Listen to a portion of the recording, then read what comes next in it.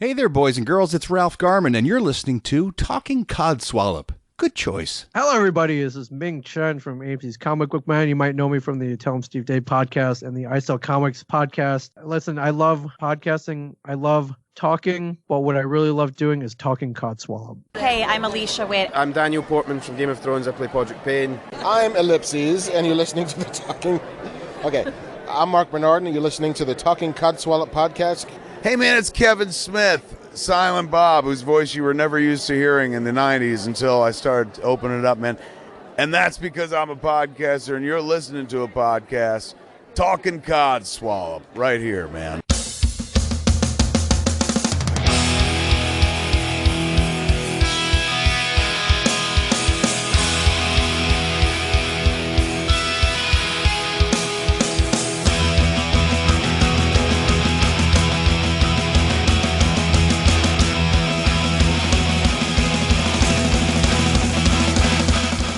Welcome to this week's Talking Codswallop. I am Gemma, and this week there's no James, and our guest that we have may not get this yet, but I will explain. He's tending to his glory holes at the moment, so our James. So a wonderful guest has stepped in to help out and fill his shoes, and, well, it's metaphorical shoes anyway. He's here from the Ralph Report and probably many other projects that we'll find out about. His name is Mr. Steve Ashton. Welcome to the show. Oh. Hey, thanks, Gemma. So a few questions immediately come to mind. So what the hell are you talking about with glory holes? What is that? Basically, it was something that we made up, that every time that James is off, he's always looking after his glory holes that he's made in his house. Oh, okay. Yeah. He's sandpapering them. Okay. So, yeah, it's a regular joke. When one of us is off, we've all got like silly things that we're doing. Yes. And you've attributed James to inserting his penis in a hole in some kind of makeshift toilet cubicle or something. That's what you attribute to James. Is it? Yeah, pretty much. Yeah, but he's so posh that he's got a room for it within his house. So James is posh, is well, he sounds kind of posh sometimes, Where is he? A couple of questions there. So where is James from? He's a northerner though, isn't he? He's from the north of England. Yeah, he's from North Yorkshire. Yeah. Oh, okay. They're not posh in North Yorkshire. It depends on whereabouts in North. There are some parts of North Yorkshire where they do have an inside toilet that would be considered posh. Well, he has two inside toilets, so. Oh, really? Wow. Okay. He must be landed gentry then. He must come from old money in that case. Yeah. Another question I've got about James. His handle, is he a professional wrestler? No. Okay. Because he has a moniker very similar to a professional wrestler, right? So James is James the Voice Stafford? Yeah, Stafford, yep. James, in inverted commas, the Voice. So it's like Dwayne The Rock Johnson or Rick Nature Boy Flair or whatever. It's like Sean the Heartbreak Kid Michaels. So that's what led me to believe maybe he's actually a professional wrestler on the side. No, he isn't. But what he is, should I say what he can do is he can do like voice impressions and things like that. Okay. It's not quite to sort of Ralph Garman standard, and I'm not insulting James by saying that, he would also say the same. But he is very good at the ones he can do. He's very good. And he also does a lot of like speaking for like adverts and stuff like that, but for like friends projects and things. Okay. But yeah, so can you do any impressions, Gem? Not really. I can do a Welsh accent, I can. Come on then. Well, you cheeky fucker. Oh, that was it. Yeah. Yeah, I pretty much just did it. I don't know why you want me to do any more of a Welsh accent. I'm pretty much covered in it. I think you need to do a little work on that, maybe. And I'm not saying that. I'm not saying that I can do it. But I'd imagine being in the part of the country that you are, you'd come across people trying to escape Wales. I mean, people from Wales. Well, my dad was Welsh, so. Oh, okay. But he did obviously escape Wales to come to Weymouth. So, yeah, right. He was part of the Underground Railroad. He was, yes. Actually, he was part of the Navy. Oh, okay, so he sailed. Yeah. Oh, okay. I get it. But also he was from North Wales, so like the Liverpool side. Oh, okay. Yeah. Yeah. So Anglesey, sort of up that kind of way, right? So I spent a vacation. I'm so used to talking to Americans. Yeah. I spent a brief holiday in Anglesey with my grandmother and my cousins and myself and my sister. And we wound my grandmother up so much that we left early. We left after 2 days. We were supposed to be there for 5. And she got so pissed off with us because my sister and I were older. And my dad didn't get on with his mother-in-law. Yeah. And he used to call her Granny Grunt, which is rhyming slang. Okay. Yeah, I get it. And we didn't know this. So we kept calling her Granny Grunt. And she knew. So we'd be bouncing on the bed going, Granny Grunt, Granny Grunt. And it used to wind her up. And obviously, because of your kids, when you get a reaction, you keep doing it the more, right? So she'd get all upset with us. And we'd be jumping on the bed going, Granny Grunt. And then she basically packed us all up. We had to get on the train and go home. I sojourn into North Wales. Hold very bad memories for me, my horrible old grandmother. Oh, dear. So she was a Granny Grunt then, was she? She really was an absolute 100% card-carrying 24-carat Granny Grunt. I quite like that term. I don't necessarily like the word that it's we're referring to, but Granny Grunt. I quite like that. But then my family are from. Trying to think now. It's Flintshire.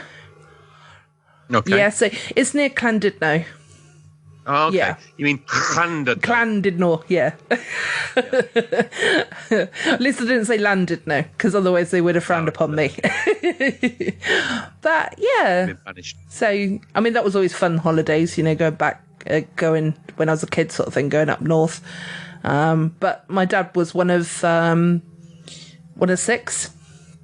children. One of 6 what? One of 6 children. Okay. Sorry. So there's so many cousins and so many not so many aunties and uncles, but there's so many cousins up there. It's ridiculous to keep Welsh up. cousins. Yeah, because there's not much to do in Wales other than make children, really. Glad you didn't go with the obvious. No, there really isn't much to do. There's a lot of sheep around, obviously, and now I'm joshing because I know our mutual friend Owen Edmonds. I always rib him about the Welsh, but I love the Welsh. Yeah, me too. Yeah. In fact, I like most Celts. I like the Irish. My granddad on my mother's side was Irish, and my grandmother on my mum's side was Scottish. So I've come from good Celtic stock. Yes, you have. Myself. Yeah. Well, I always like to joke that. I'm going to say about being a Welsh sheep shagger now, but just only because it's the funny part of it, really, is that my dad was Welsh and my mum was from Essex. So I was always destined to be a sheep shagging whore. Oh, my God. Oh, my God.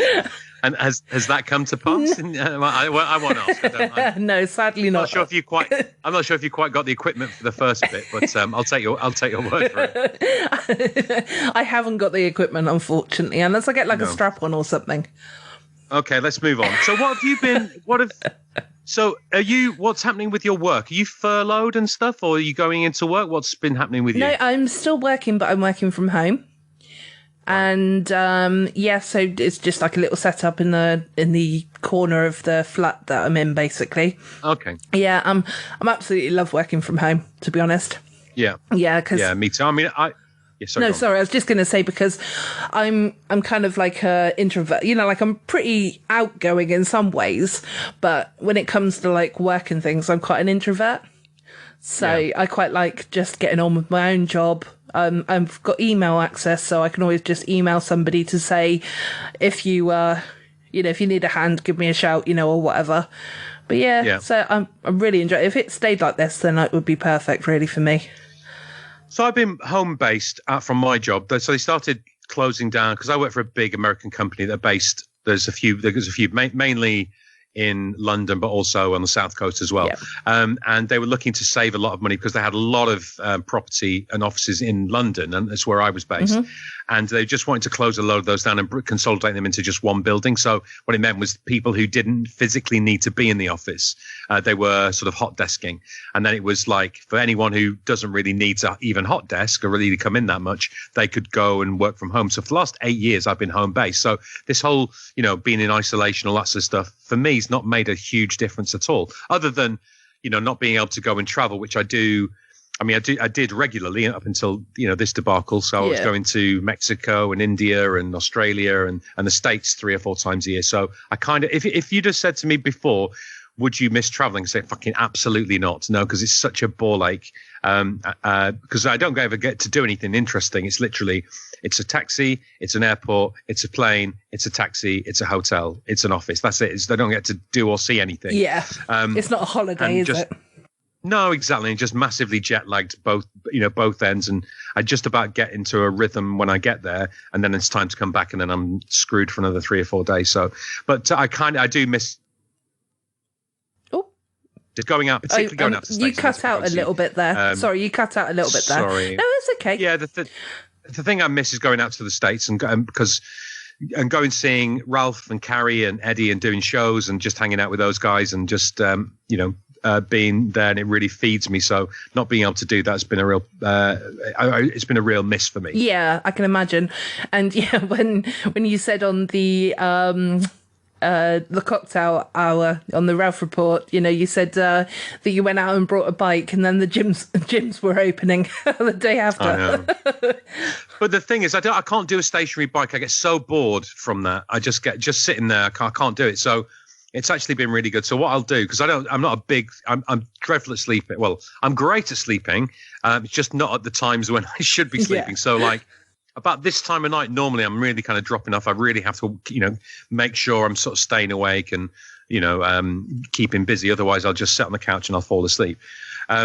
So I'll typically wake up about 4 o'clock in the morning. So what I've been doing is going out on the bike, and then for a couple of hours, and then coming back, and then I'll go to the gym later on in the daytime. So I am getting some use out of it. But I am now officially a cyclist, Gemma. Oh, that's good. You got your cross code or whatever it's called?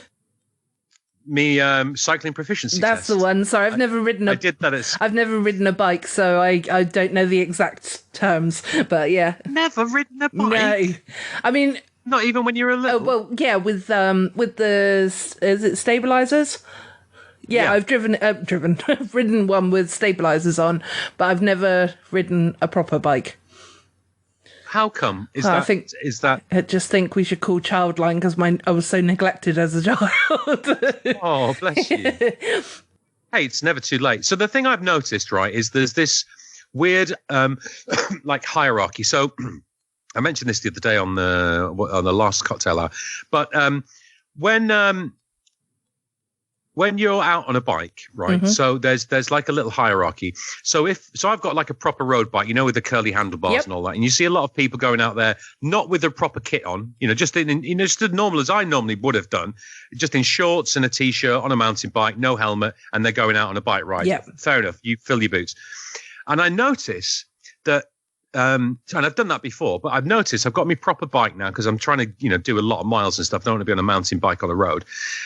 So I bought a helmet and I got the cycling shorts because I don't want to, with this padded on my backside because I don't want to get a sore bum. Yeah. So I've got all that. So I've got all the gear, not expensive. So I got all real basic stuff. And I notice when I ride past other cyclists who are also got all the gear.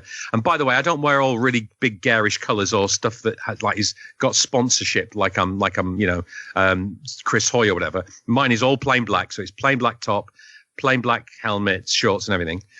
But they nod to you, so a bit like Mini drivers and Volkswagen Beetle drivers, they nod to each other, flash their lights when they see each other. Yeah. And that's what happens. But what I've noticed is there was a guy in front of me the other day who was on a mountain bike, and the guy who was on the proper racing bike like me, he didn't nod to the mountain bike guy, but he nodded to me.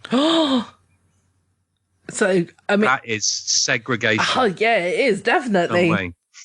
there's a hierarchy and snobbery associated with it. Because he obviously identified me as a proper cyclist, but the guy on the mountain bike, not so much. Yeah. Well, I think that's it. I think that's definitely it. Have you been hanging on people's God, what's wrong with my brain this morning? There we go. That's probably what's wrong with it. It's the evening. It's the morning, yeah. Have you been hanging on the side of cars and things like that? You know, as a real Londoner, you know.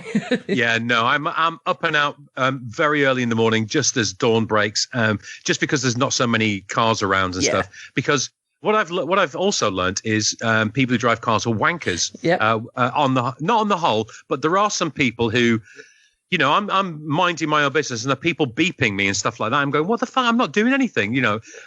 So that winds me up. And I put my arm out to turn right into my sort of courtyard bit where my flat is. Yeah. And some guy cut me up, slowed down and started shouting at me and beeping at me. But I had the right of way. I'm a fucking road user too, you arrogant BMW driving prick. Yeah. Anyway, so I've just realised that motorists can be arseholes to cyclists, and I won't be. And I never have been, but I really will especially not be, because some people are just arseholes. Yeah, you're quite right. And that's like the basis of this podcast, really. So basically, It's not necessarily just people, but we like to just have a good old moan and get it out of our system, but have a laugh while we're doing it as well. You know, so that's a good thing. So are you a driver? Are you a motorist? I am, yes. So, what's your attitude towards cyclists then? Are they a pain in the bum? And you don't need to say no, they're not. They're great, because I've just said I'm a cyclist and I've been complaining about motorists. But what's your take on it? I do respect them. And I'm not just saying that again, not for the same, for the reason that you're here or whatever. No. But I mean, sometimes it's when it's a young kid going down the road doing a wheelie kind of thing. You just want to sort of almost knock them off the road because they are so irritating. But proper cyclists, I give them a wide berth. I always make sure I slow down so that, to make sure that they're safe as well, because they've only got a bit of material to save them. I've got an entire car, Yeah, exactly. So, and the thing that does wind me up though, as a motorist about cyclists, is when they're riding on a narrow road two abreast. That fucking drives me mad. Get in single file. You don't need to be chatting. If you want to chat, stop and have a chat. Don't be chatting single, on a single lane, a road or double, you know what I mean? Yeah. On not multi, whatever.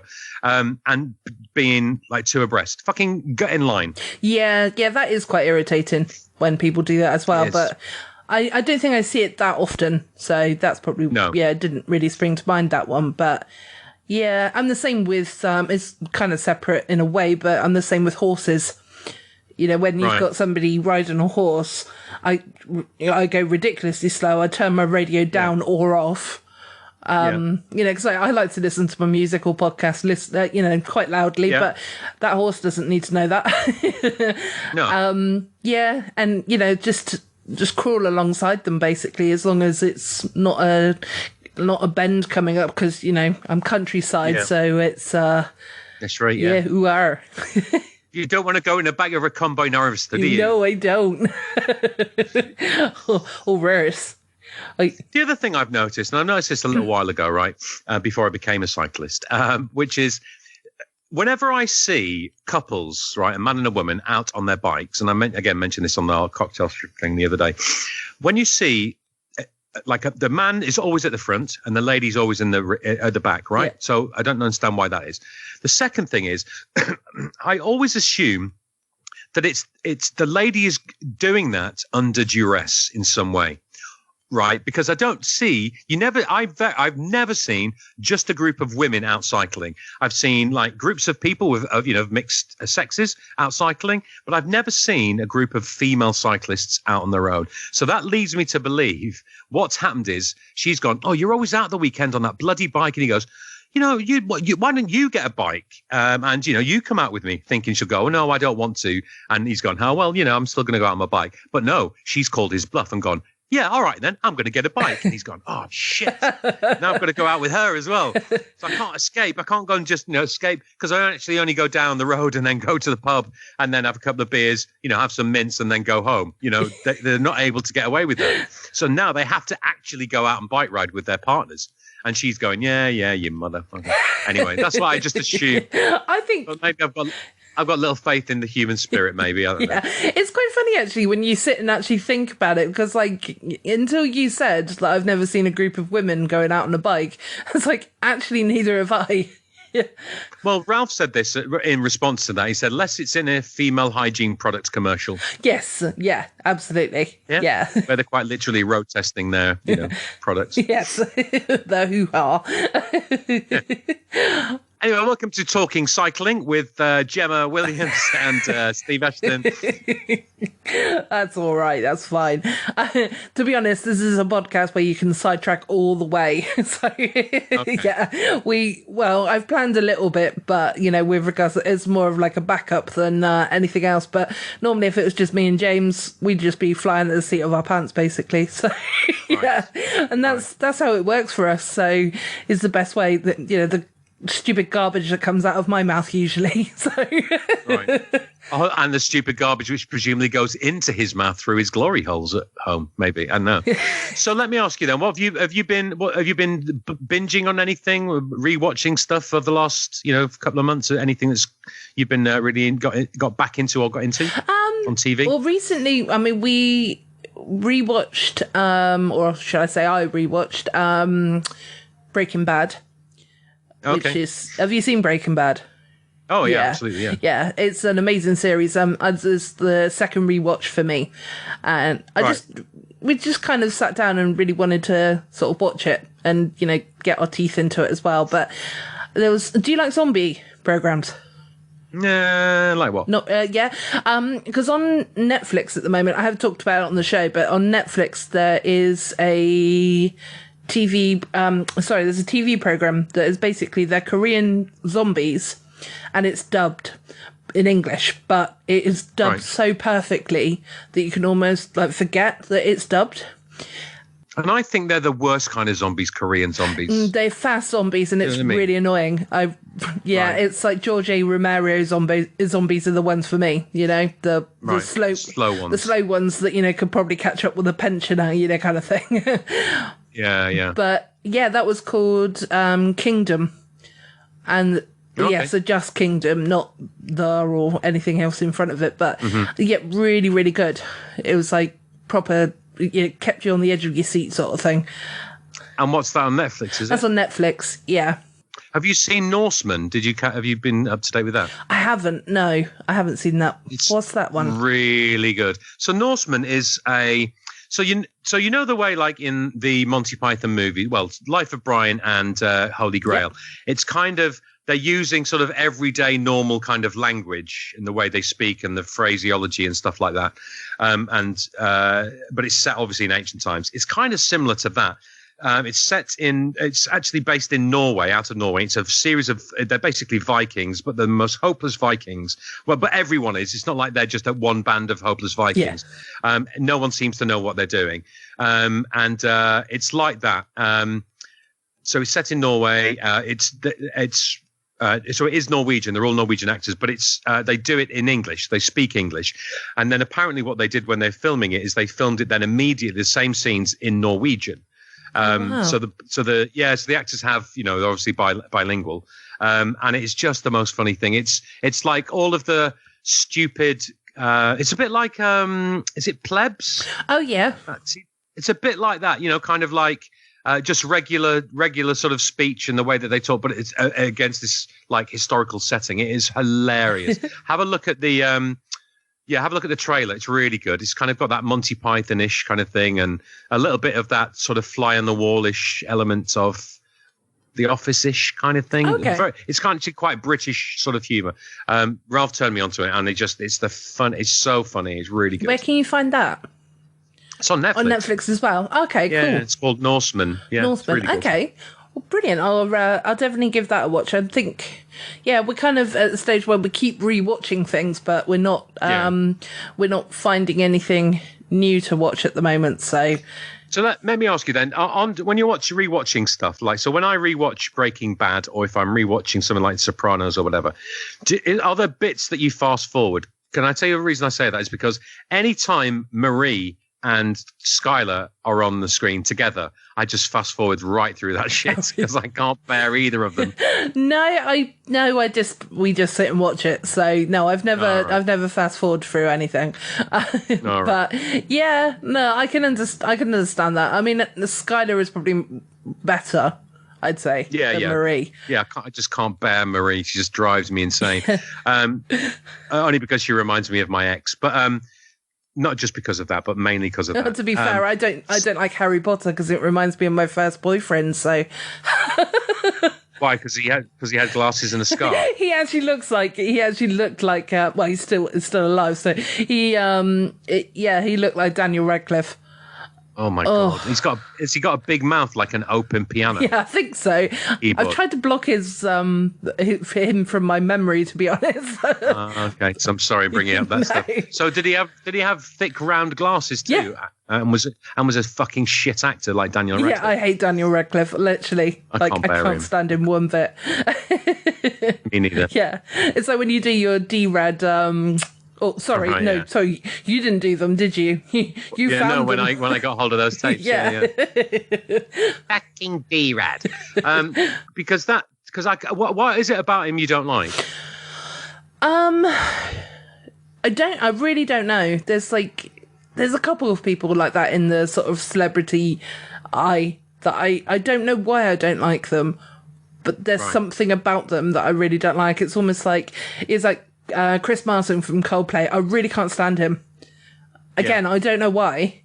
I don't like Coldplay anyway. Their music is a bit too insipid. Yeah, but suicidal is what I was going to say. But yeah, so yeah, not really my kind of thing. But it's I really don't know. But I think with all right, who else drives your mother? Who else don't you like? I'm trying to think now. I know those are two contenders. Right. Yeah, we'll just go with those two at the moment, I think. Oh, James Corden, of course, as well. Corden. Yeah. Fucking Corden. Yeah. But with regards to actually Harry Potter, the films as well, so I don't know if this may be where my distaste for like Daniel Radcliffe came from, but I never liked Harry Potter. Like, it was almost like he was oh, woe is me, I've been through trauma, la la la la la, I'm the hero, I'm going to rescue everybody, but everyone forgot about the other two. Well, to be fair, his parents had been murdered by the most evil spirit on the planet, and he knew that the evil spirit was coming for him. So I think that's a bit harsh, Jim. Not in the earlier films, though. He didn't know it in the first two films. No, I guess no. Not. But he did have an awful lot of favour from like Mrs. McGonagall. Might be, yeah.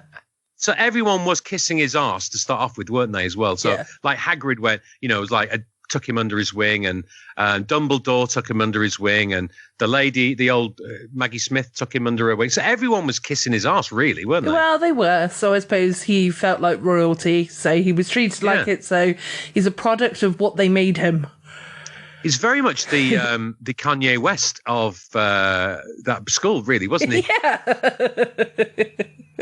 Yeah. Yeah, pretty much. Malfoy was just doing what we all felt like doing, which is caving his fucking glum face. I just always felt, I don't know, for Hermione and Ron. Yeah. I always felt sorry for those two because they'd done as much work and they probably did more than what Harry had done, but Harry seemed to always get majority of the credit for doing it. Yeah. So, well, I don't know. I mean, she was. I'm not a big Emma Watson. I don't get the Emma Watson thing. I think she was good in those movies and she played that part really well. But I just don't get the grown up. And everyone's saying what a great beauty she is and all that. Well, whatever. That's whatever your kind of preference is. But again, she's a shitty actress, I think, as well. That her as Belle in Beauty and the Beast, I think that was desperately miscast. Yeah. I just don't get her as an actress. Same as same as Daniel Radcliffe. He's just, because he was popular, I think the thinking is, you know, these kids grew up with him and now they'll grow up with him in sort of more, you know, adult themed movies and they'll come with him. We've got that captive audience, but he's just such a shitty actor. He's terrible. Really awful. But yeah, to be honest, Emma Watson I've not seen in anything but Harry Potter, so I haven't really got that as a reference, you know, for anything else. But I've seen, oh god, I'm really blanking with names. It's good. Normally I'd look it up, but I'm recording onto my phone. So who played Ron? Rupert Grint. Rupert Grint. I actually like him. I do. Yeah, and I think that he's been in a few things that I've seen, and he's actually, you know, quite a good actor. And you don't, you know, okay, initially you probably think, oh, look, it's Ron from, you know, Harry Potter. But he's also that good that he can kind of take you away from that as well. And you then start believing that he's the actual character that he's playing that time, you know? Yeah, so when I was doing acting and stuff, I did a lot of musical theatre. Well, I say a lot. I did a few professional musical theatre productions. And I used to work out of a theatre in Stevenage called the Gordon Craig Theatre. All right. So we did, like, for example, Copacabana, and I was in Panto there a couple of times. And he used to come and watch us. And so like the theatre staff would all be very excited because, you know, Rupert Grint's in, because he lived locally. And it was when he was in, it's probably about the second or third Harry Potter. So he was like proper famous. So when he used to come in, they used to get him in around the back and then, you know, bring him up, and then he'd come backstage and say hello. And he always used to say, oh, hello. He just always be really excited. He said, I thought you were ever so good. He thought I was really good. He thought I was a good actor. Aww. Mind you, working alongside fucking Daniel Radcliffe, he'd have probably thought fucking anyone was a good actor having to have to spend time around that direct. yeah, exactly. yeah, he does strike me as a really nice guy outside of his world. Really good, really, very humble, really nice guy. Yeah. It's nice to hear that as well, isn't it? Because sometimes, you know, when you know, they say don't meet your idols. Yeah. I'm just going to let a car go past a minute. Yeah. So, yeah, when they say don't meet your idols, and then when you do meet them, it could be like disappointing or it could be the best thing ever. It's like, you know, when I met Ralph when we did the meetup, you know, that was an amazing. Oh, no, he's fucking awful, isn't he? I know. He's so rude and dismissive. The thing that gets me is I stay at his house, right? And I thought I was quite good friends. But whenever I stay at his house, he says, just to remind you, don't fucking make eye contact with me when I'm staying at his house. I find it very disconcerting. I know what you mean. Yeah, he was definitely really standoffish. Yeah. But then he's always like that when he's had, you know, 2 or 3 bottles of Jack Daniels. Yeah. Hopefully everybody realizes that we are joking, or I am anyway. I'm not. He's a nightmare. No, but he was really kind, and I'd never sort of double named myself, so, you know, full named myself, should I say that? But I was like, "Hi, I'm Gemma Williams," and he's, "Oh my god, hi!" Mm-hmm. Yeah, and then as you saw on that chat the other night on the cocktail hour, that I did a little bit of contraband, so I took. Yeah, I know. I remember you stealing it and getting everyone to sign it. Yeah, well, that was I've forgotten his name, but that was the guy whose birthday it was. Yeah. Yeah. So he got the menu, and I had the pen that was confusing everyone because it was a Sharpie pen that you had to click. Right. Yeah. That was a good night. I enjoyed that. Yeah. It was a fun night. It was really funny. So it was, you know, lots of laughs and nice to sort of see a lot of people as well and meet a lot of people as well. And then after that, Rolf and I went and recorded a podcast for him to put out a couple of days later, which was basically me interviewing him about his time in the UK and how the tour was and everything else. And then we went out to Soho and we went to this bar. And I mean, I'm sure you know about Soho, right? It's kind of used to be the sort of seedy red light district in London. It's not anymore. It's sort of really trendy, very artsy and stuff like that. It's where the Groucho Club is and all that. Yeah. So we went to this one bar and we're sort of hanging out and just having a drink, and kind of both of us pretty much the same time kind of like looked around and thought, not many gals in here. And oh look, those two guys are proper full-on snogging each other, and one's got his hands down the other guy's. But we're in a gay bar. Okay, cool, no worries. And neither of us are kind of like, oh my god, or whatever. My uncle's gay. I've got gay cousins. I've worked in media for years and stuff like that. So it's like I've met one or two gay people. Do you know what I mean? It's like it's really not. And I've used to do doors on gay venues and stuff like that. And just the fact that I'm not an asshole. Do you know what I mean? Yeah. So it's kind of both of us went, oh cool, this is interesting, isn't it? So we had a couple more drinks in there, and that was kind of fun and everything else. And then we went on to a couple more places and got absolutely fucking hammered. I wonder if anyone thought that you two were a couple. They may have done. Although I'd like to think that they assumed that he was a sugar daddy and I was his hot young twink. Of course that would have been the case. That's what I like to think. Clearly, probably it would have just been looking like a couple of old queens, most likely. No, don't be silly. Yeah. Well, him when he wears his old hair all bouffant up. Oh yes, yeah. Was he wearing his leathers as well? He's always wearing his leathers. It's his little signature kind of outfit. Yeah. Gotta knock that shit. I'm getting too old for that. No, fair enough. Kevin Smith was another one that I met that I was really pleased that I did because he was so genuinely nice as well. Yeah. Kevin's really friendly. We hung out a little bit. And I'd met him a couple of times before when I was doing stuff with Ralph. I went to see Babylon once before we started just as we just started doing the Ralph Report, and I flew out to LA and watched the Babylon show and stuff and hung out a little bit. And then when they were on the tour, it's super cool. And he's always got time for people. He'll spend, all night outside signing autographs and stuff like that. It's really good. Yeah, it is. It's so lovely of him. Because we saw you at the London one, didn't we? Yep. So that was fun. You picked on me. You said, why do you take so long editing? And I was like, I don't take that long editing. Or posting, maybe. Oh, yeah, I've got a schedule. So I like to keep to the schedule. But, because I was like, at one point, I wasn't sure if you were referring to the fact that, I was supposed to have the Ralph report, the telephone call with Ralph. And because obviously that got held up a little bit because of personal things that were going on in Ralph's life and stuff.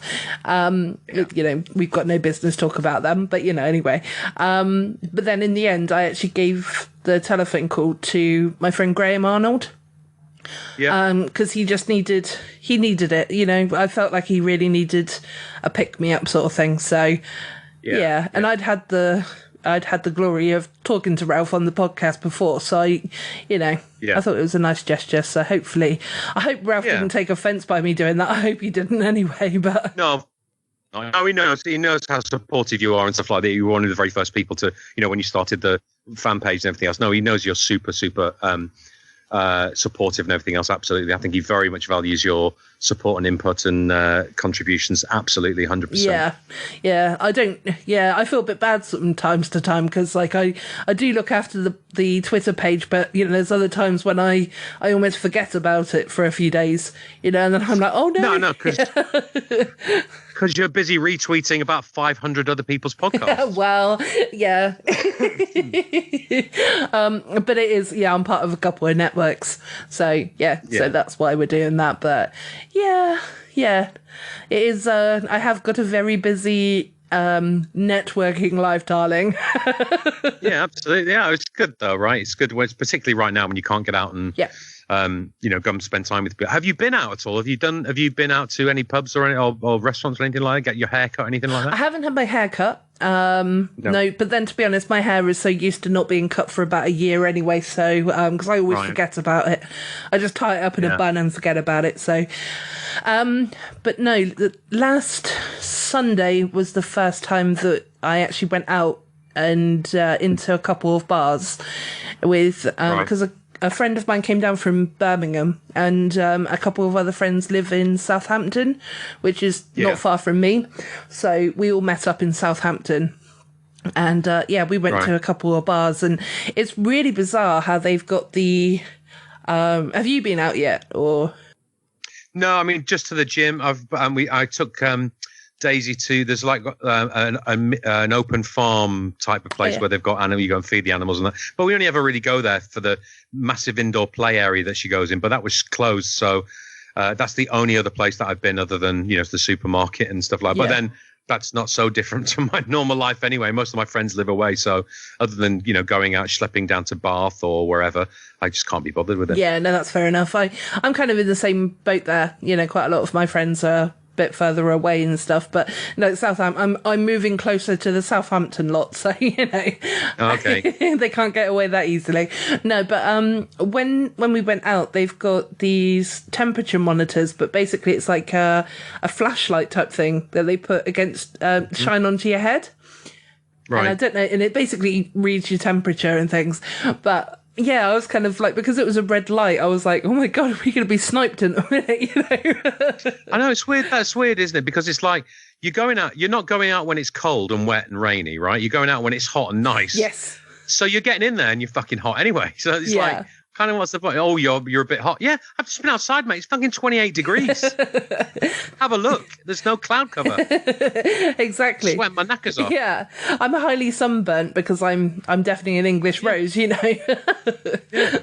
I was really suffering with hay fever. It was really bad about a month ago. Yeah. And my eyes were constantly itchy and streaming. I was constantly sniffing up. So every time I was really paranoid going to the supermarket, and I kept having to blow my nose, and people are kind of looking at me like I've, got the plague or whatever. And I was going, no, I had to keep explaining, no, it's hay fever. So I'd go in with dark glasses on so they couldn't see my eyes. And then, really subtly, bend down as if I'm inspecting some, halloumi cheese or something and just very subtly blow my nose and then move on. Yeah, it's so hard, isn't it? Because being a smoker, I've got a smoker's cough.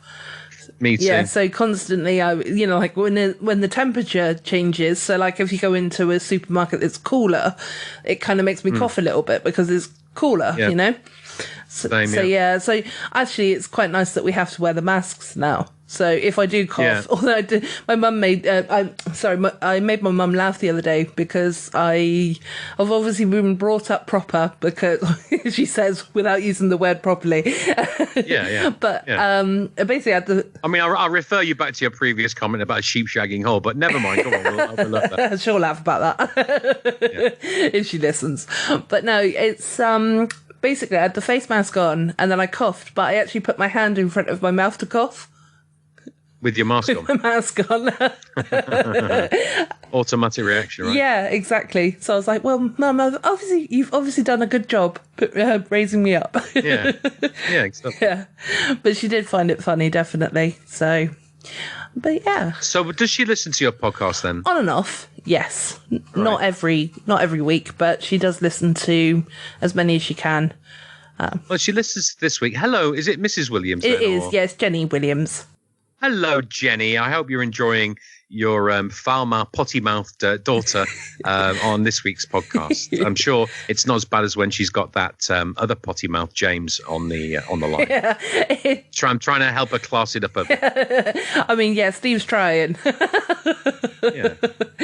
I'm fucking trying desperately. Oh, no, there we go. And shit. Oh, fuck. Anyway. Bollocks and arse. Yeah. No, definitely not. No, she's used to me. To be honest, I'm no different on this than I am in life. So, It's kind of like, I open my mouth and words come out. And then I I just hope for the best. Hope for the best or apologise. You know what I mean? Yeah, absolutely. Or, on the medium of this, the best thing is when, I say something that probably shouldn't have been said, I can just snip it out. Yeah, exactly. Yeah. Only James has got to hear it. Yeah. Well, I'm sure he's used to hearing a lot worse. Yeah, definitely is. But yeah, I do have to admit though, if he turns around to me and he goes, Jem, you really want to take that out? And I'll be like, do you know what? I'm actually going to listen. I do listen to him when he is insistent like that. So yeah. I shouldn't be so nice about him because I could be talking such crap about him at the moment because he never listens to the episodes. So we could be talking utter bullshit about him right now. He doesn't listen back to them. He doesn't, no. See, Ralph said that the other day. He said he doesn't listen. He never listens or watches himself back. And I kind of go, maybe it's because of the kind of work that I do, where I've, professionally speaking, I've had to see myself on video and listen to myself so I can, and also editing like you, you've got to listen. So that initial, I hate sounding my voice. Okay, well, you sound different to yourself than you do to other people. That's one thing. That's because of the way that your head is constructed and the fact that your, voice reverberates. You sound deeper to yourself than you do out loud. Yeah. So there's that, that it reverberates all around your head and your jaw and all of the ear, nose, and throat sort of holes and that. So you do sound different. So that's one thing. And two, fucking get over yourself. Do you know what I mean? I always think. I agree with that because it's like when I first started editing, I really couldn't stand the sound of my voice. It was like, It was almost traumatic for me to listen to my voice. Yeah. But I was like, I have to get over this. Yeah. Yeah. You just get used to it then, right? Yeah. And then, I quite often when I'm listening back to the audio and I'm editing or whatever, because I listen probably about 4 times. Before I listen now, but obviously while we're talking, then once while we're editing, then I listen to it again once it's been edited, and then once it's been released, I listen to it again so we can get the rating. But it's just something I've got used to, but I do sort of quite often sit there and just giggle to myself at something stupid that I've said. Yeah. Absolutely. Well, it's good to be your own biggest fan, right? I know I am. Yeah, exactly. You've got to love yourself before you love anybody else. Yeah, exactly. Yeah. Right. I've got a couple of weird questions to ask. Did you want to get on? Okay. Yeah, just a couple of silly stuff. Okay. Yep. What secret conspiracy would you like to start?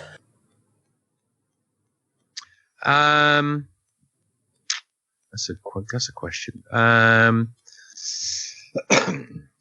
mean, to steer away from politics, although there's tons that would come to mind there in terms of the origin and the genus of people like Boris Johnson and Michael Gove, and I think they were perhaps maybe they were created in a lab, by Dr. Joseph Mengele, who was essentially the Nazi doctor who experimented on human beings and tried to recreate life and tried to create a race of Aryans that had blonde hair and blue eyes. So maybe that would be things. So they were created in laboratory conditions by Dr. Joseph Mengele, and their embryos were put on freeze. And then during the 1960s, they were formulated into fully fledged human beings and now ruining the country. So maybe that's one. They were created by Dr. Mengele. Yeah, that sounds like a good one. I think Trump was done with that as well. Yeah, but I think he would have been one of the early stages where it really went wrong. Okay, yeah. Do you know what I mean? Like in Alien, do you know, in the film, Alien 4, where they've taken Ripley's DNA and they've tried to make her, and they've finally made it, and they make one. It's the one with Winona Ryder. You know that one? I haven't actually seen Alien. So basically, Alien 4, I think it is, where Ripley is actually set like thousands of years in the future after the original kind of few Alien movies, and they've taken Ripley's DNA and spliced it, I think, with one of the aliens. So she's like this super badass human being. But then when she breaks out and stuff, because something goes wrong in the facility she's in, she then sees all of these fucked up like versions of where they've sort of done, like she's like version 57, and she sees all of the sort of 56 before her, all like fucked up and weird. So that's why I think maybe Trump is one of the earlier stages of that, where the brain doesn't quite work. It's like Dalmatians. Dalmatians are great dogs, but they're so inbred that they're fucking mental. Yeah. Okay. I know, that sounds good. Yeah. Off the top of my head, I mean, that's just one. Yeah. What's invisible but you wish that people could see it? Oh my god. Sorry, there's some deep ones. I think sound would be interesting to see. Yeah. Being able to see sound. So when you and in theory you can, depending on if you put it whatever through, digital filters or whatever. But I think if you could see sound, so you can see if I had a look outside of my patio, balcony, whatever, and you could see sort of like conversations like where they're coming from. There'd be a certain kind of sound. You could judge the level of kind of, love or anger. It's almost like a chakra kind of thing, but like love or anger or compassion or frustration or love, whatever, affection. You could see that when people talk to you. Maybe that'd be interesting, right? That would be quite interesting, actually, because I mean, obviously, with regards to editing audio, I kind of see see sound in a way. But make it into the real world. That would definitely be definitely good. Definitely. Yeah, you can see the emotion from people's sound, right? So if someone's, you can tell when people. I mean. You can I think women, and not to sound sexist, but I think women tend to be a little better at this in terms of seeing when people are bullshitting, because you take in more visual cues and tones of voice and that sort of stuff. Whereas men, and again, this is very broad brushstrokes and archetypally, I think men tend to take in more of the content than they do the emotion. But I think women take into consideration a lot more of the emotion in terms of, the way that people communicate through the visual aspect and through the verbal aspect, as well as the content of what they're saying. Yeah. And I think men less so. So I think if you could sort of see some of that where someone's lying or being sarcastic or that kind of thing, I think that would make for a very interesting thing that you could see that's invisible. Yeah, that would be an interesting world, especially if it was like all different colours and stuff like that to match, red, like blood red for anger or something like that. Yeah, that would be quite interesting. Do you know what? This is like a conversation that we might have if we were fucking really stoned, what I think, like, if you could see emotion coming through someone's, like, when they're talking to you, I think that would be fucking amazing, bro. And it's also a bit like that that film as well. What was it with the giant rabbit? Donnie Darko. Yeah, it's a bit like Donnie Darko. Yeah. In some ways, when that big wormy thing comes out and and follows them all around. That's a great movie. I've not seen that for a while. I might see if I can get hold of the copy of that online, if you know what I mean. Yes, anyway. I do. I know we've spoken about this before. Yeah. Grr. The only way you're going to get to see so the thing is, I think with that, right, is and I argue with my sister about this a lot. Well, I have done in the past. Last time I spoke to her about a year ago. So she goes, "Oh no, you shouldn't be doing that because it's taking the money away from the." Well, they're not making fucking independent. Independent films are great, and they. But I'm not. The stuff that I'm viewing through various nefarious kind of ways Pirating are big Hollywood blockbusters. Yeah, big Hollywood. I'm not going to watch fucking Avengers Endgame in a movie theater on my own. And in fact, I'm not going to the cinema on my own. So it's a way of me appreciating it and seeing it and recommending it to other people who maybe might go. And that's my fucking defense anyway. I think that's fair enough. You go for it.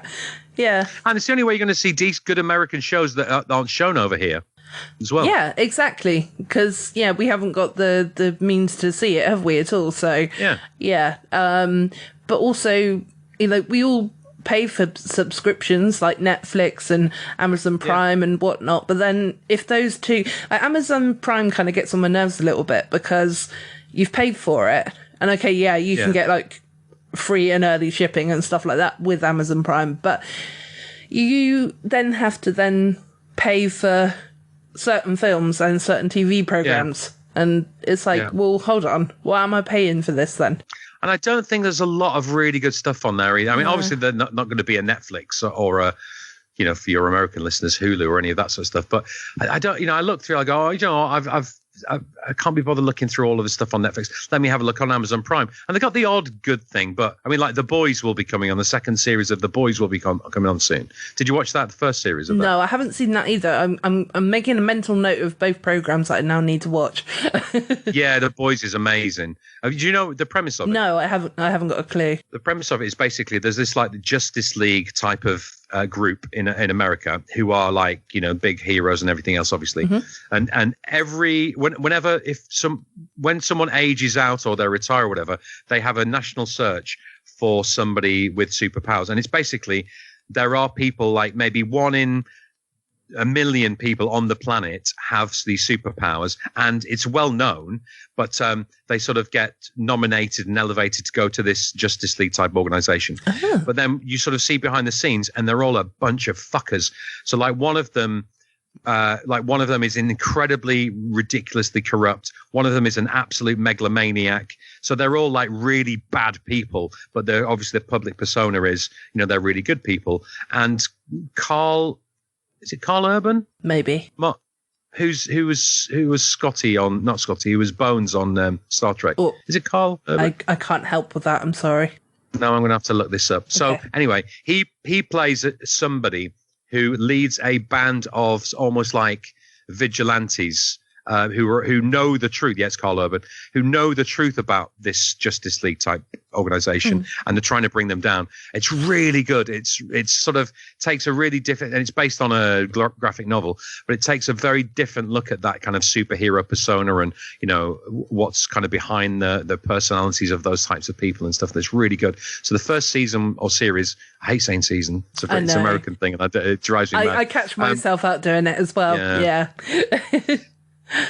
And what I always say is on Alan Partridge, which I'm a big fan of, Alan Partridge never asked Tony Hayes for a second season. He asked him for a second series.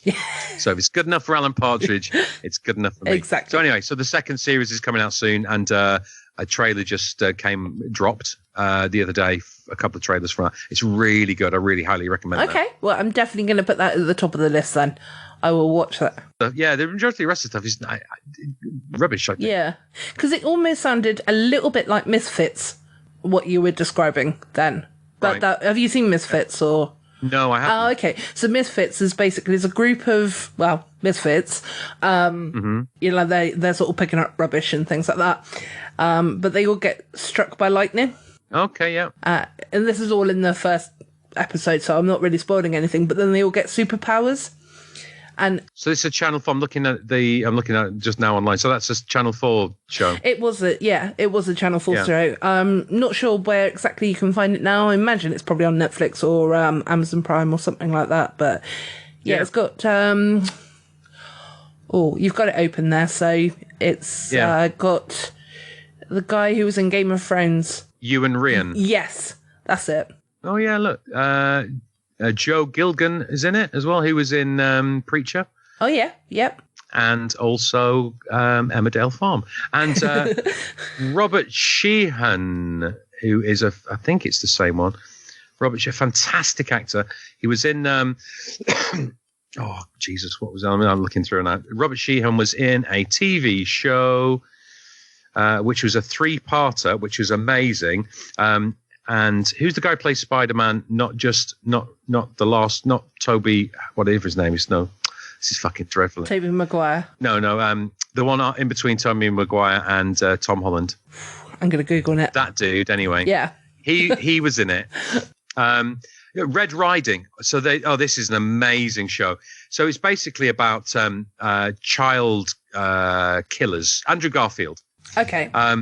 So basically about people who abduct children, and it's set over over a period of time. The first episode is set in 1974, where the first sort of case comes, and Andrew Garfield plays a reporter on a local newspaper who sort of uncovers a lot of information about it. The second one is set in 1980, and that's where a policeman played by Paddy Considine, who's amazing, he's one of my favourite actors, then starts to look into the case that wasn't solved in 1974. And then the third, who else is in it? There's Thingy Peak. What's her name? Which one? Maxine Peake. Maxine Peake is in the 1981. And then there's another one set in 1983, which kind of resolves the the previous 2 episodes. It's amazing. Some fantastic actors. Peter Mullen's in it. There's just such a great cast of characters in it. Old Game of Thrones dude. Who played? Oh, fucking hell! My memory's for some reason the last few weeks I can't remember some basic stuff. No, I'm like that as well. But anyway. Unfortunately, I can't really help you out with Googling either, because I just started Googling on the computer, and then I thought, oh no, I can't, because I'm recording your audio and I'm recording my audio on my phone. So I'm at a loss that I can't actually Google anything for you. I'm sorry. That's all right. The guy who played, hang on a minute, who is Sean Bean. Sean Bean's in the first one. Yes. Yep. Fantastic. It's called Red Riding. If you have a look for that, I highly recommend that. It was made maybe 10, 15 years ago, but it is so good. It's really good. Fantastic. Kind of like a bit dark. 2009 it was made, so 11 years ago. Yeah. Kind of dark, but ultimately kind of like really, really well acted. Great cast, great story, really compelling, really good. Is that based on like Little Red Riding Hood, kind of in a way? There's a little bit of that, but it's actually based in the Ridings area of North Yorkshire. Okay. Yeah, so it's basically these really the corrupt businessmen, corrupt it's basically police, a lot of corruption, and Andrew Garfield sort of discovers all these connections between that and potentially child abductions and stuff, and it's just really engrossing. And then it kind of doesn't resolve in the first episode, and you go, fuck, I wanted to know more about that. Yeah. And then it doesn't resolve in the second, and the third it all ties together and you go, you bastards. It's such a good show, really good. Red Riding. Okay, I'm gonna have loads to watch now. Yeah. If only I was furloughed, not meaning it really though. No, I don't want to be furloughed. But then have you ever seen a program called Ripper Street? No, I'm aware of it. I don't remember, because that one's quite good as well. It's got I'm not going to name cast. It's got some really good actors in it, but and it is a really good program as well, and it kind of covers all of the things that were going on during the Jack the Ripper times, but not the Jack the Ripper stuff. So all the other stuff that was kind of going on during that time. I think they sort of dipped their toe into Jack the Ripper as well, because obviously it's called Ripper Street. But yeah, it's fantastic. Jerome Flynn, Matthew McFadden. Yep. Charlie McKenna. Brilliant. Yeah, it is so good. So yeah. Where are you on Peaky Blinders? Did you watch Peaky Blinders? Are you into it? Yeah, loved it. Up to date with it. So good. So unless there's been a new series in the last sort of 6 months, but I'm up to date with it, I believe. So I mean, it's going to be 2 years before the next one comes out, I think, isn't it? Because of I think they were due to start filming soon. What about Line of Duty? No, I've not seen that. Right. Line of Duty is phenomenal. It's really good. It's Martin Compston and I wish I hadn't done this. Hang on. Let me look up. But it's really good. So each series, I think there's been 6 series. Each series has this. So they're an internal affairs sort of department, and they're investigating corrupt cops and stuff like that. And every series leads to there's this character who's sort of behind everything, and it's sort of you think you're getting nearer, and no, it's not him, and then it sort of drops loads and loads of hints of who this terrible character behind all of this corruption, everything else might be. And I think it's the last series, this series coming up. Okay. And I think they're just in the process of doing the reads and stuff for it. I'm not sure when it's going to come out, probably sometime mid next year or so, I guess. Yeah. But it's really good. It's it's fantastic. So let me tell you else who's in it. Vicky McClure, that's it. Adrian, are you moving furniture? No, I'm not. It's the people downstairs that are moving their bins. So I was trying to sort of like respond to you, but also kind of keep quiet as well so that I could take it out. But yeah, no, that's fine. I don't have to now. Okay. I'll just reduce it. That's all right. Yeah. Hey, nothing happens by mistake when you're podcasting, right? No. So is it bin day tomorrow then? It was today actually. So all right, so they're bringing the bins back in. Yeah. How exciting! This is more riveting than talk about the weather, isn't it? But that's a good job to have, I think, a bin man, because you only work 1 day a week. Doesn't it change for different areas though? Yeah, but that's the joke. Oh, okay. Mondays. You only work Mondays. Oh dear. Would you like me to just insert some laughter there? Yeah, let's try. Let's do it again, right? Okay. So let's do it again. I mean, keep all this in, obviously. Yeah. Hey, I think it's a great job being a bin man, Gemma. Oh, really? Why's that? Well, you only work Mondays, don't you? Anyway, that's why I stopped doing stand-up. Well, it's probably a good thing. Yeah, sit down. Yeah. Okay, so one of my last questions that I'm going to use, but then we can obviously carry on chatting and stuff if we want to. It kind of leads me on to another topic as well, which I've seen in the news as well. So, what part of a kids' movie completely scarred you? Or is there a TV program that, you know, kind of messed with your mind? So two things. One was a TV show called Lizzie Dripping, which was about, so for some, the thing I remember was very early memory was this. So there's this character called Lizzie Dripping, it was all about her. And she kept seeing this witch, and the witch would appear, right, in the daytime, not at night when you expect to be scared, but in the fucking daytime. And this witch with a proper point, a bit like whatever her name is from The Wizard of Oz. Yeah. She'd appear in trees, sat in a tree, like having a go at Lizzie Dripping and waving a finger. And that freaked me the fuck out.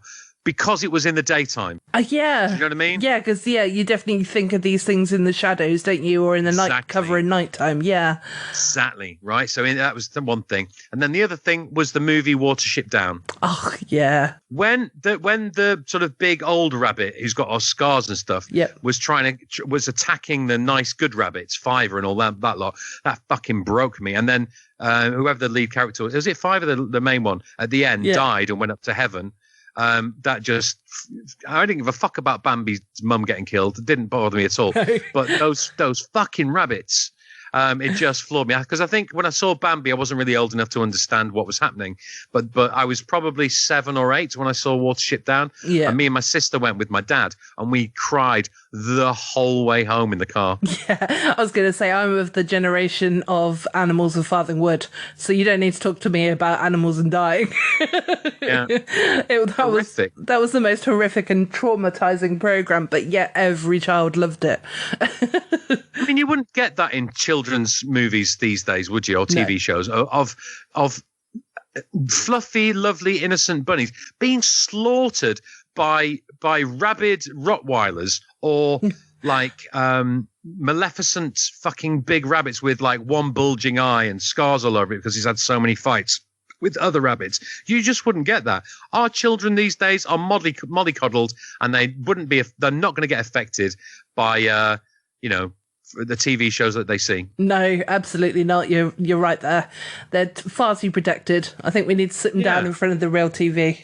Yeah, we need some ultra violence perpetrated by anthropomorphic. Is it anthropomorphic? Oh, fucking hell, I can't speak like you. By animals with personalities being ripped to shreds in cartoon form to give them that sort of emotional callus that will enable them to deal with the hardships of life. I think you're correct there. I agree with everything you said. But the other program that really freaked me out when I was a child was Spit and Image. Oh, really? Okay. Yeah. I think it's because I was too young for it. And they were so bizarre, those puppets and stuff. Yeah, right? they really creeped me out. But the reason why I bring that one up, as well as it being obviously something that really kind of spooked me, it was like they're actually going to be bringing that back. Yeah, they are, aren't they? Yeah. Well, they were. Well, I think there's an article here in front of me. I'm kind of skim reading it at the moment, but. Yeah, so it looks as though this autumn, after 24 years, they're hopefully going to be bringing it back. And one of Boris Johnson that they've got a Spit and Image puppet. It is awful. Did you read the Prince Andrew? Because Prince Andrew and the royal family, of course, were big a big part of that show back in the day. So they it's been alleged in the Ghislaine Maxwell trial that one of her and Epstein's accusers said that she was made to have sex with Prince Andrew, and one time he brought wherever they were, he had his spitting image puppet with him, and was, I don't know what he did with it. Yeah. I didn't want to go past that, but had his spitting image puppet with it. So that's been in the news. Not the best form of, they say, the only thing about not being, the worst thing, the worst is worse to be not talked about than to be talked about. But I'm not sure if that's the kind of marketing and, clicks that they really want of Prince Andrew using his spit image puppet to commit pedophilia. I'm not sure if that's kind of the angle they want to go on. So I doubt they'll be using his puppet in the future broadcasts. No, I don't think so. Although it says, as well as politicians, because I've just literally like I said, skim read it, Prince Andrew will be amongst the famous faces recreated as puppets, so who knows? Well, I'm sure that article was written before it came out about him. Yeah. Yeah, it was launched in the UK in November 2019. So, okay, this is a backdated one. But chances are they won't be going anywhere near that. No, you're quite right there. But yeah, those faces, like, I'll send you a picture of the one of Boris Johnson, or if you just Google it. But it's pretty impressive. Well, they're probably going to go heavy on Donald Trump too, right? I guess. Yeah, I can only imagine that they will do. So, I mean, it'll be what it is, and hopefully I'll quite enjoy it this time now that I'm an adult and watching it. And were there any specific characters that freaked you out more than others? I think it was Prince Andrew, and possibly there were other ones as well that really upset me, but I know that it was definitely the royals anyway that upset me. yeah. I think the Margaret Thatcher one as well was pretty horrendous, wasn't it, with her features and stuff like that? Yeah, because I'm not sure what year it came out. So, but, it was 24 years ago. So I would have been... let me get my calculator a second. So it was on... Because towards the end, it got a bit sort of samey. It was on from 1984 until 1996. Okay. It was on for 12 years. Okay, so I was probably watching it when I was probably about 4 or 5 then. Maybe 6. Okay. And see, that was on late at night as well. That was on a Sunday about 10 o'clock. I remember we'd sort of stay when it was finished. So 1984, I'd have been 13. So when it was finished, we'd have to go to bed on Sunday. Now we were allowed to stay up to watch it. Yeah, maybe I was a bit older then. Maybe I was. Maybe I was probably about 9 then. I was still fragile at the age of 9. Yeah, of course, absolutely. Yeah. So a lot of people got their sort of start on writing and doing voices and stuff on there. So like Steve Coogan, got his start there, and Chris Barry, I think, got his start on there. But a few sort of, kind of famous. And what's her name? Who's Emily Attack's mum? Kate Robbins. Got her start on that. So a lot of people got their starts on that show. Yeah, it's good, isn't it? Because, it's the way forward, isn't it? It's like being a puppeteer kind of thing. You haven't got to worry about what you look like, which is always good, as long as your arm looks all right. Yeah, exactly. But the guys doing the voices were, like Steve Coogan and those guys, they were doing the voices, not the puppeteering. Oh, okay. So they were, okay. I understand now. Sorry, I thought they were doing the both. No. I don't think so. I'm not sure. Okay. Well, there you go. We'll have to leave that as a Google search for later. Yeah, exactly. Well, Steve, it's been an absolute pleasure talking to you, apparently. It's been an absolute pleasure talking to you this evening. And you too. Yeah, and thank you ever so much for being back on the show as well, because we were discussing that I think the last time you were on the show was episode 8, or it was before episode 10 anyway, I think. Before you got those other jokers involved. Yeah, exactly. We just when the show was good, you know what I mean? Before you got those two degenerates involved.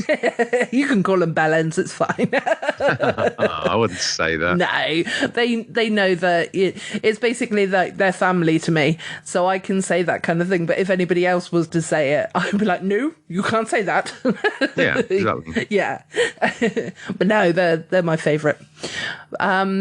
But yeah, so thank you ever so much for coming back on the show, and it's been a really fun chat. So yes, you too. It's been nice to hang out and talk to a human being for a change, other than just going there and going to the shop and saying 40 Marlborough Gold, please, which is about the amount of human contact that I've been having for the last few months. Yeah. Other than my daughter Daisy of saying, "Hey Daisy, do you want to go out? Let's go out. Let's go to the farm. Let's go to here. Let's go to the park. Let's go there." Nah. What do you want to do? Oh, I want to sit and play Roblox. Brilliant. I'm glad you came around to spend time with your dad. Anyway. Yeah. Kids, bastards.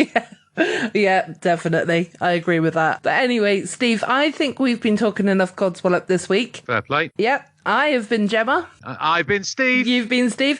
And could you give us an else and fuck off, please, as well? So I've been Steve, and it behooves me to let you all know, fuck off. Thank you very much.